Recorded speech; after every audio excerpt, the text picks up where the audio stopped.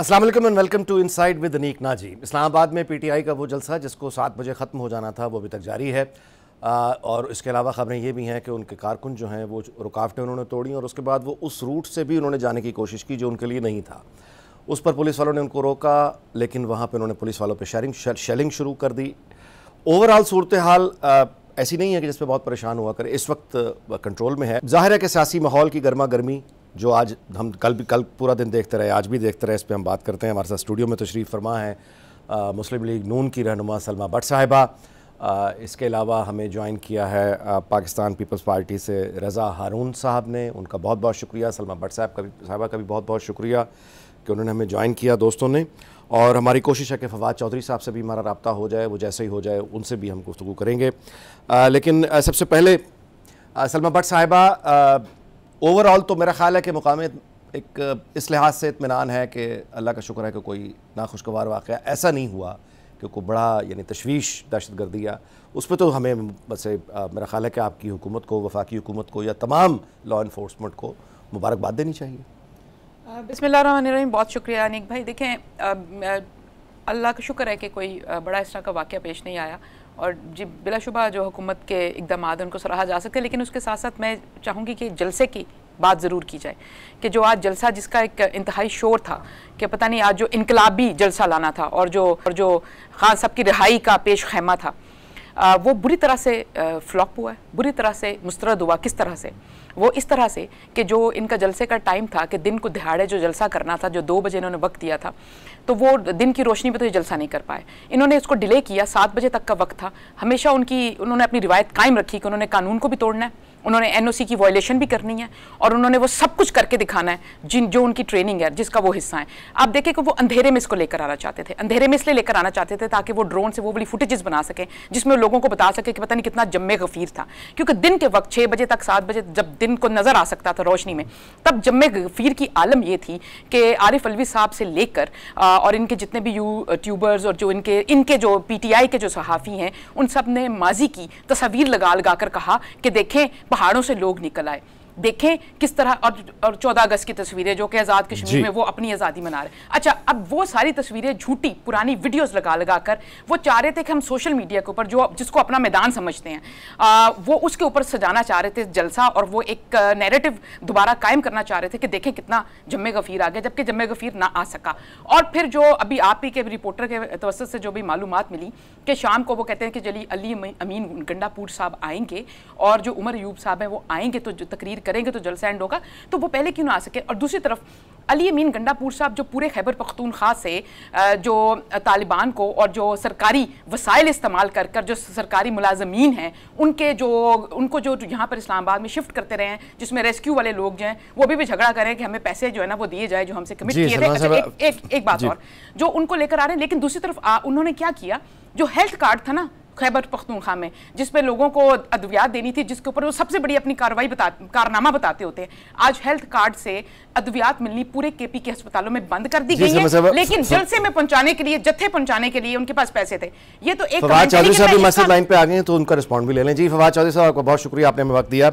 आप यानी जलसे के बारे में पहले कुछ फरमाइएगा, फिर उसके बाद अगर आप रद्द-ए-अमल में कुछ कहना चाहें सलमा साहिबा के तो वो भी आपकी मर्जी। जी फरमाइएगा।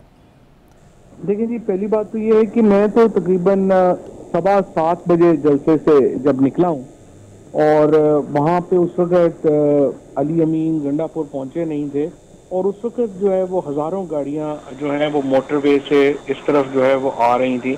और इस वक्त मैं देख रहा हूँ अल जज़ीरा ने जो रिपोर्ट दी है, फिर माइकल कुगलमैन ने जो रिपोर्ट दी है।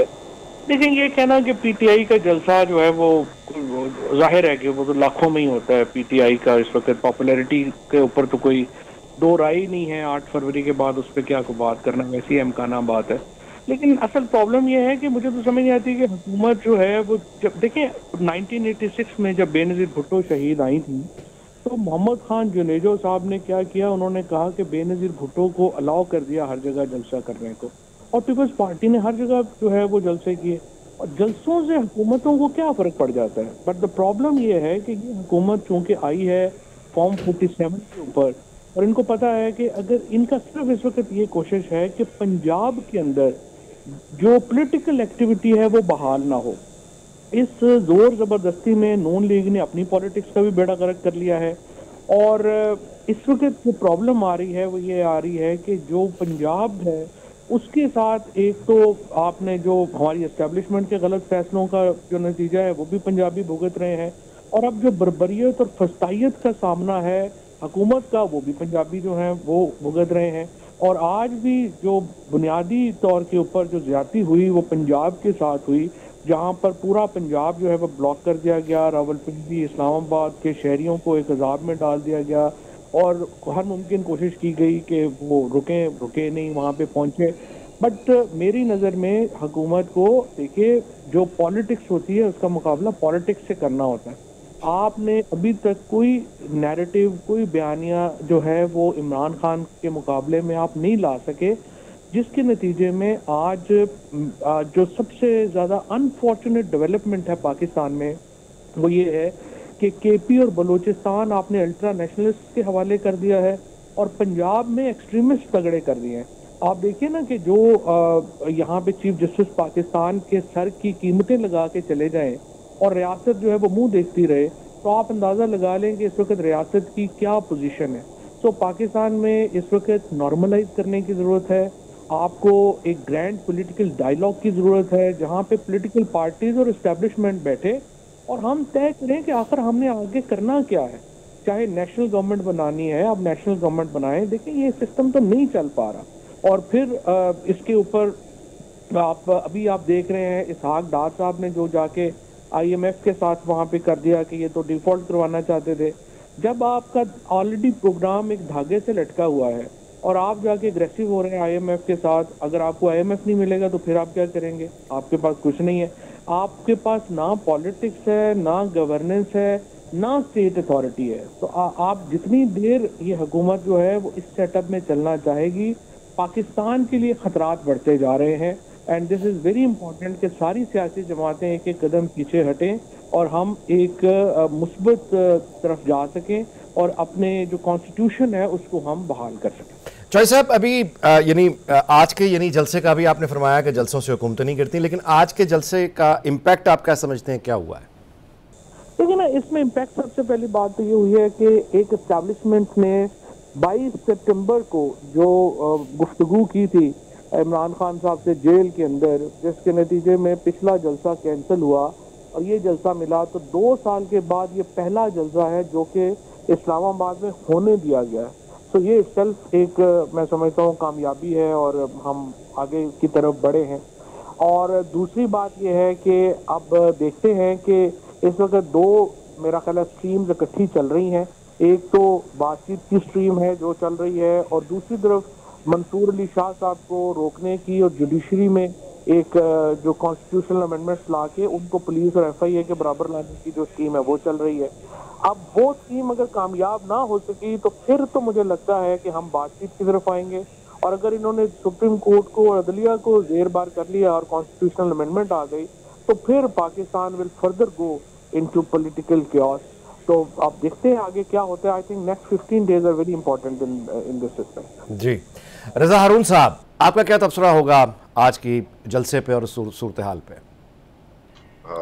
जलसा ठीक है, मेरे ख्याल में मुनासिब जलसा है और एक आम सा जलसा है। कोई इसमें कोई ऐसी एक्स्ट्राऑर्डिनरी बात जो होनी चाहिए थी या जो प्रोपोगेट की जा रही थी कि कोई बहुत बड़ा कोई ऐसा इज्तिमा हो जाएगा, वो तो उसमें नाकाम रही है PTI। लेकिन जलसा बहरहाल ठीक है। लेकिन जलसे की जो अहम बात होती है ना नहीं भाई, वो एक तो क्राउड की गैदरिंग होती है, क्राउड के नंबर्स होते हैं, वो नंबर्स नहीं नजर आए, बहुत कम नंबर से, PTI के अपने स्टैंडर्ड से ही बहुत कम नंबर है।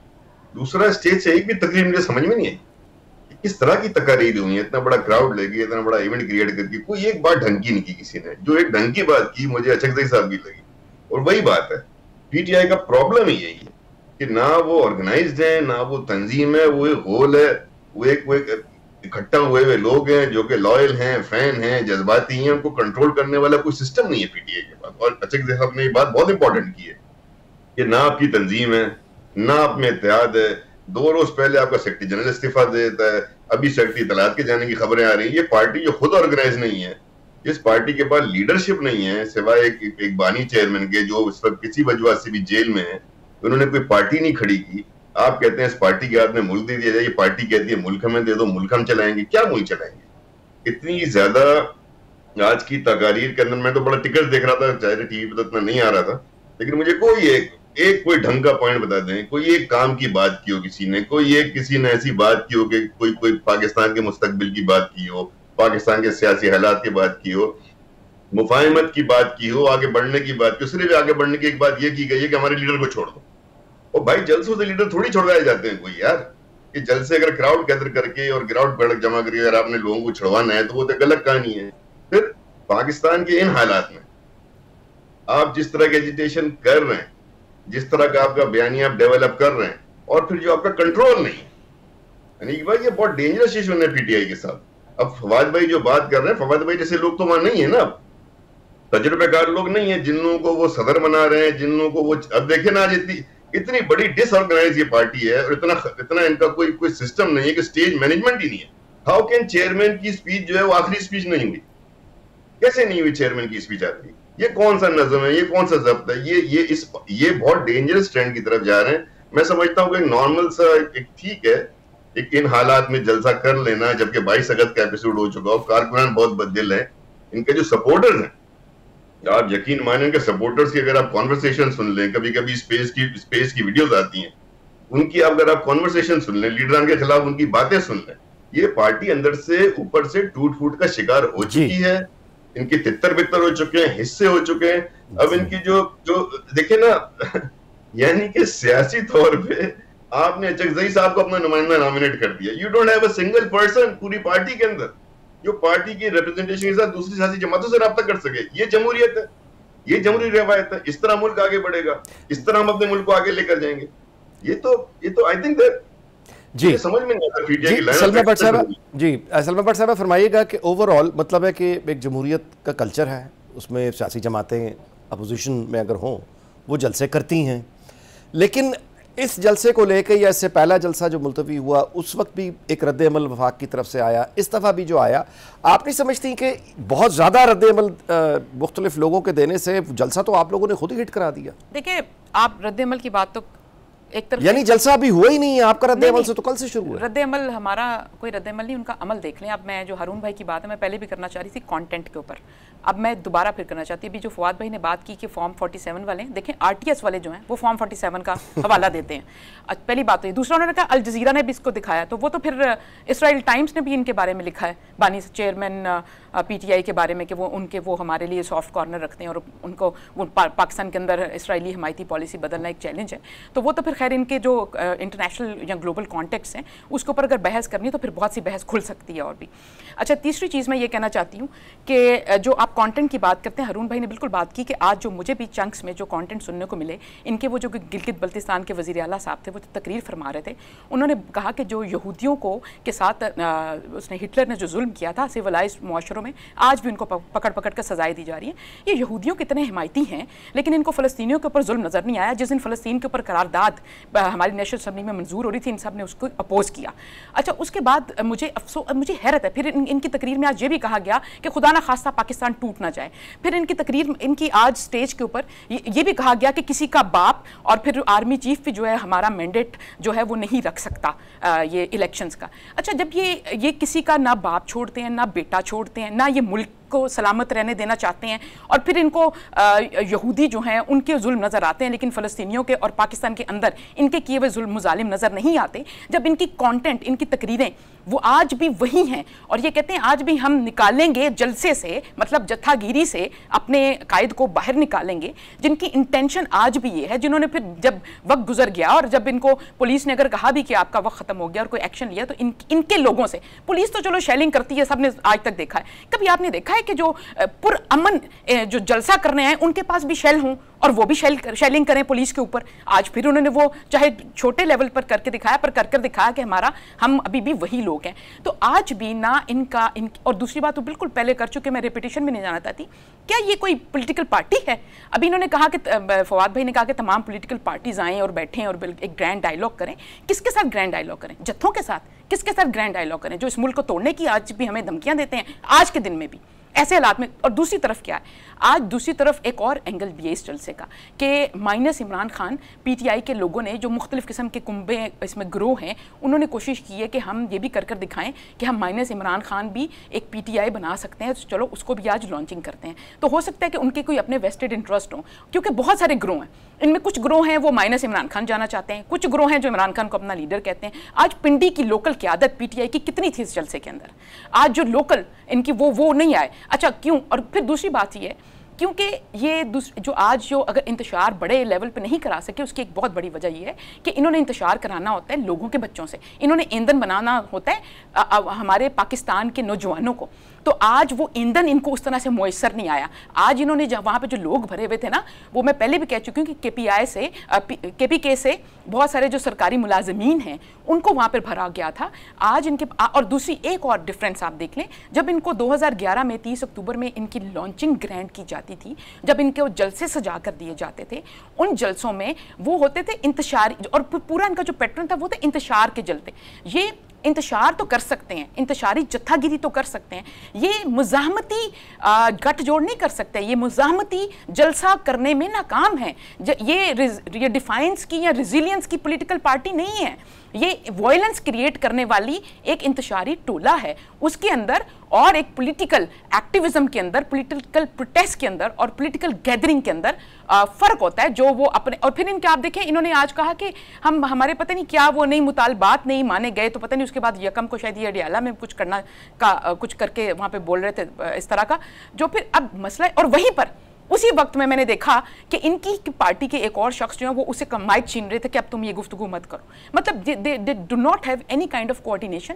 इनको ये पता ही नहीं है क्या बोलना है स्टेज पे, किसने बोलना है, कितनी देर बोलना है, और क्या हमारी लिमिट्स हैं और क्या नहीं है। जो उठता है वो कहता है कि मैं लीडर हूँ, मैं पार्टी हूँ और मैं बयानियाँ दूंगा। आज वहाँ पे कुछ कम से कम भी 14-15 बयानिए निकले हैं, और आज वहाँ पे किसी पार्टी का जलसा नहीं था, पॉलिटिकल पार्टी का जलसा नहीं था माजरत के साथ, और ना ही वो उसमें कोई डिफाइंस थी और ना ही कोई मुतालबा था। मुतालबा क्या था? उनको रिहा कर दें खान साहब को, भाई रिहा उनको जलसे ने करना है, उनके ऊपर केसेस हैं, उनके फैसलों ने करना है आप मतलब। और दूसरी तरफ ये है कि अब वो उनको लगता है कि 190 मिलियन पाउंड जो है वो भी जो तरमीम आई है नैब की, जिसको हम पे हमेशा कहते थे कि NRO2 मांगते हैं, NRO2 मांगते हैं, वो तरमीम आते ही सबसे पहले उन्होंने कहा, वो फैसला आते ही उन तरमीम के ऊपर सुप्रीम कोर्ट का, सबसे पहले उसकी जो रिबेट है वो मांगने के लिए खान साहब और उनकी अहलिया के केसेस में, तोशा खाना में और 190 में वो केस बिल्डअप करना शुरू हो गए भाई। और वो कहते हैं कि इसमें दोनों में बरी जमा हो जाते हैं। और भाई 190 मिलियन केस में कोई जाती मुफाद नहीं है, उसमें जो 450 कनाल जमीन है वो उनका जाती मुफाद है,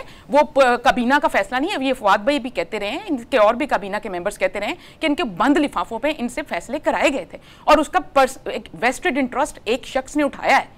तो आप इस तरह की मतलब वक्त हुआ है जी एक कमर्शियल ब्रेक का, उसके बाद सिलसिला जारी रहेगा। फवाद चौधरी साहब का बहुत बहुत शुक्रिया, उन्होंने हमें ज्वाइन किया। प्रोग्राम के अगले हिस्से में गुफ्तगू होगी और मुख्तलिफ मौज़ूआत पर सवाल भी इस कमर्शियल ब्रेक के बाद। जी वेलकम बैक। गुफ्तगू का सिलसिला जारी रखते हैं जी। रज़ा हारून साहब से बात का आगाज़ करते हैं। आपके ख्याल में आज के जलसे के बाद जो कि हुआ, पीटीआई ने किया, आप समझते हैं कि अब जो सियासी हालात हैं, जो जलसा होना तो हो गया, तो अब आपके ख्याल में कोई हालात कोई नॉर्मल होने की तरफ जाएंगे? इस तरह के जलसों से जिनका कोई इम्पैक्ट ना हो सिवाय एक पार्टी प्रोग्राम होने के, और लेकिन वो जो नॉर्मलाइजेशन होनी चाहिए थी, आप जलसे में जुबान देखें ना क्या इस्तेमाल की गई है लीडरान के लिए और इदारों के लिए। मतलब वो तो खैर टीवी ने दिखाई नहीं, सोशल मीडिया पे तुम देख रहे हैं। मतलब निहायत ही मैं समझता हूँ कि बिल्कुल ही गैर मुनासिब, गैर जमहूरी अंदाज से वहाँ गुफ्तगू की गई है, और मुहज़्ज़ब ये ख्याल नहीं रखा गया किसी खातून के लिए भी क्या बात कर रहे हैं। जब इस लेवल पे चले जाते हैं अवामी जलसों में, तो फिर हम कैसे उम्मीद रखते हैं कि ये हालात नॉर्मल होंगे और पीटीआई के साथ जो मुज़ाकरात हो सकेंगे। आप तो खुद ही इतनी बड़ी बड़ी दरारें खड़ी कर रहे हैं। लेकिन तमाम बातों के अलावा सियासत और जमहूरियत का तकाजा होता है। हुकूमत की जिम्मेदारी बुनियादी इसलिए बनती है कि हुकूमत के पास इख्तियारात होते हैं, वो पहल करती है, वो बातचीत को आगे बढ़ाती है, और ग्रैंड नेशनल डायलॉग की तरफ इनको जाना चाहिए। एक घर हमारे पास ऐसा है जहाँ पे कदरे मैं समझता हूँ किसी न्यूट्रलिटी है, जो प्रेसिडेंट हाउस होता है, सदर का जो होता है, सदर बेसिकली न्यूट्रल होता है, हेड ऑफ द स्टेट होता है। तो वहां पे जाके असददारी साहब के साथ, उनके साथ बैठ करके बातचीत को आगे बढ़ाना पीटीआई के दोस्तों का भी सोचना चाहिए कि इस तरह जलसे से जो है ना, और ये जो हीटअप करते हैं और चार्ज करते हैं और बहुत ज्यादा लेकिन अजहर साहब ये भी तो देखिएगा ना कि उनका जो सिग्नेचर है, यानी उनका जो उनकी जो फैन क्लब है या वो जो एक पूरा ग्रुप है, उन वहाँ पे पसंद ही ये बात की जाती है, यानी उनका तो शोहरत ही ये है ना कि बदतमीजी और आगे उसकी उस पर तालियां बजती हैं अनीक भाई, उसकी लाइफ नहीं होती है। अच्छा, ये जो हुए हमारी सारी जिंदगी हमने देखा है कि आप क्राउड से तालियां बजवा सकते हैं, उस पर कोई मुफीद बात नहीं होती। क्राउड में जलसे में खड़े होते हैं, हमने जलसे में तकरीरें की, हम बड़े बड़े जलसे देखे, हमने स्टेज पे ही बैठे। तालियां बजाने के लिए तो बात ठीक है, आप तालियां बजवा लें फैन से अपने, लेकिन उसकी कोई प्रोडक्टिविटी नहीं है ना, कोई विजन नहीं है, कोई आगे बढ़ने की बात नहीं है, कोई आपके पास फॉर्मूला नहीं है। ये तो फेलियर है पॉलिटिकल पार्टी का, कि जिसको के जो कि क्लेम करके, मैं समझता हूँ कि ना क्लेम किसी तक ठीक भी है कि बड़ी मास फॉलोइंग है खान साहब की, ऐसा नहीं है, लेकिन उस फॉलोइंग को कोई विजन, कोई डायरेक्शन देना, कोई मुल्क के लिए बात करना, कोई अभी फवाद भाई ने एक बात की थी डॉक्टर साहब के एक बयान की, भाई उन्होंने चलो जो कह दिया वो उसकी वजाहत दे देंगे, आपने तो खत लिखा था यार, आप तो खत लिख के मना कर रहे थे कि ना दें। आपने जो जो काम किए हैं पाकिस्तान के, मतलब कोशिश की आपने पाकिस्तान की तरफ, पाकिस्तान डिफॉल्ट हो जाए, कर्जा न मिले, आपने दो ममालिक के दो ताइब के साथ किया, आपने खर्जा के अंदर ताल्लुकात, कितने अहम ममालिक के साथ ताल्लुकात को खराब किया। तो ये तमाम चीजें पीटीआई के लिए बड़ी नेगेटिव हैं। और आज के दौर में जहां इस मुल्क के अंदर माशी इस्तेकाम के लिए कोशिश कर रही हुकूमत, वहां सियासी इस्तेकाम भी होना चाहिए ना। वो सियासी इस्तेकाम की जो राहें हैं वो नेगोशिएशन से ही खुलेंगी। बहरहाल जो जितने मस्ती कर ले, जो जितनी भी इस तरह की एक्टिविटीज कर ले, शोर शराबा कर ले, at the end of the day table पर आना है। और मैं समझता हूँ पीटीआई वंस अगेन, अनीक भाई, मैं बड़े अरसे से पीटीआई को फॉलो करता हूँ, देखता हूँ, समझता हूँ, ये पार्टी टेबल पे बैठ के बात कर ही नहीं सकती, इनके पास लोग ही नहीं, इनके पास वो लोग ही नहीं है जो नेगोशिएशन में अपनी पार्टी का मौक़िफ़ कह भी सकें। आप याद करें इलेक्शन की जब डेट के लिए सुप्रीम कोर्ट ने कहा था बैठ जाओ, तो मुस्लिम लीग के दोस्त, गालिबन पीपल्स पार्टी मुस्लिम लीग के दोस्त बैठ गए थे गवर्नमेंट के, इनसे फैसला ही नहीं हो रहा था, और जब तय होने जा रही थी तो एक फोन कॉल आई, उठ के चले गए। तो this is a non serious party, और ये बहुत डेंजरस है। Once again for the sake of repetition मैं कहूंगा, जब लोगों की फॉलोइंग हो जाए और लीडर का और लीडरशिप का ये हाल, तो बहुत डेंजरस हो जाता है सियासी मामला जी। अच्छा सलमान भट्ट साहब, जरा अवामी मसाइल की तरफ आएँ, और मेरा ख्याल है कि सबसे बड़ा जो प्रॉब्लम, यानी आप कहिए फ्यूल जो मुहैया होता है गुस्से को, वो है महंगाई। और जाहिर है कि इसके लिए हर पार्टी अपने अपने तौर पर कोशिश कर रही है, लेकिन आपका जो जिम्मेदारी है जो पंजाब हुकूमत में, उसका ताल्लुक जाहिर है कि महंगाई से है, प्राइस कंट्रोल से है। तो कुछ अवामी बात बताइए, आपके अवामी यानी इस फील्ड में आपने क्या डिस्कवर किया है और क्या आपके इरादे हैं?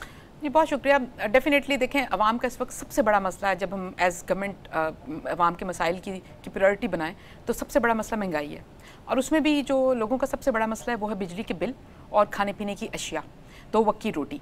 और उसमें मैं ये कहना चाहती हूँ कि वज़ीर आला पंजाब जो मोहतरमा मरीम नवाज शरीफ साहिबा हैं, अगर आप देखें तो उनकी इन दोनों चीज़ों के ऊपर डेडिकेटेड एफर्ट है। सबसे अच्छी बात यह है कि जो अवाम का सबसे बड़ा मसला है और जो अवाम की सबसे बड़ी डिमांड है, वो वज़ीर आला की तवज्जो का मरकज़ है। पहला, वज़ीर आला की भी टॉप प्रायोरिटी यही है और अवाम का टॉप मसला भी यही है। तो इस लिहाज से ये दोनों इस तरह से एक दूसरे को कोरिलेट करते हैं कि इसका इंशाल्लाह इसको मुस्तकिल और जामिया सदेबाब होगा। जिसके लिए मैं ये बताना चाहती हूँ कि हाल ही में जो उन्होंने प्राइस कंट्रोल पे जो टास्क फोर्स बनाई, उसका चेयरपर्सन मुझे तैनात किया, तो जो 1.5 महीने से मुझे ये देखने का इत्तेफाक हुआ मंडियों में जाकर कि बेसिकली हमारी जो इसेंशियल कमोडिटीज़ है, जो हमारी प्रायोरिटी हैं, जो 2 वक्त की रोटी जो मैं बात करती हूँ, जिसमें आलू, प्याज, टमाटर है, जिसमें चिकन है, जिसमें दूध है और आटा है, रोटी है और दालें हैं, ये वो बेसिक चीज़ें जो हर घर की ज़रूरत है। और इनको फोकस करने का मकसद ये, फिर एक एक जो इसेंशियल कमोडिटी है, इसके पीछे एक एक पूरी कहानी है। फिर हमारी मंडियाँ हैं, जैसे पंजाब को मेनली अगर आप सब्जियों की बात करते हैं तो 6 मेजर मंडियाँ हैं जो पंजाब की अंदर सब्जी को बेसिकली उसकी सप्लायर हैं, और 3 गला मंडियाँ मेन जो उसको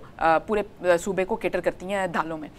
अच्छा, फिर मवेशी मंडियाँ हमारी। अच्छा, इस सब के, और फिर पोल्ट्री एसोसिएशन, इसमें 2 चीज़ें हमने बहुत अहम की।